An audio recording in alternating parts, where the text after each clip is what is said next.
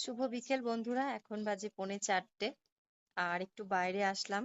তো এখনো কিন্তু অন্ধকার হয়নি বা সন্ধে হয়নি, একদম দেখতেই পাচ্ছ রোদ্দুর। তো এই টাইমটা শীতের সময় কিন্তু খুব তাড়াতাড়ি সন্ধেও হয়ে যায়, 4টে সাড়ে 4টের থেকে।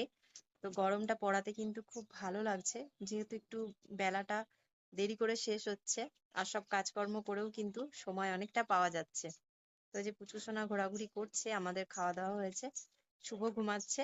আমি আর পুচকুসোনা দুজন এখন বাইরে বেরিয়েছি, আর একটু পরে ওরা দুই ভাই বোন রেডি হবে, পড়তে যাবে। তো ওই জন্য আর শোয়ার জন্য জোর করলাম না।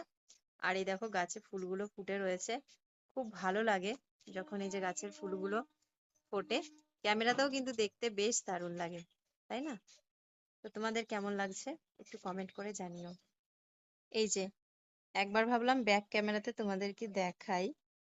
তো এখন কিন্তু একদিন বৃষ্টি হওয়ার কারণে চারদিকে কেমন ঘাস হয়ে গেছে, এগুলো আবার আমাকে পরিষ্কার করতে হবে। আর এই যে গাঁদা ফুল তো অনেকগুলো হয়েছে। শুরুতেই গাছটাতে তেমন একটা ফুলই হয়নি, আমি তো ভেবেছিলাম এটা হয়তো পাতাবাহার গাছ হয়েই রয়ে যাবে, ফুল দেবে না। তো এত সুন্দর ফুলগুলো ফুটেছে না, তারপরে প্রত্যেক দিন ঠাকুরকে দুটো দুটো করে পুজো দিচ্ছি। আর এই যে যেগুলো শুকিয়ে যাচ্ছে, এগুলোর বীজগুলোকে ছাড়িয়ে রেখে দেব, সামনের বছর গাছ লাগালে পরে কিন্তু আবার এইভাবেই বড় বড় গাছ হবে। ওগুলো শুকালে বীজ হবে, নিচটাতে বীজ, এই যে এই পোর্শনটাতে হয় বীজ।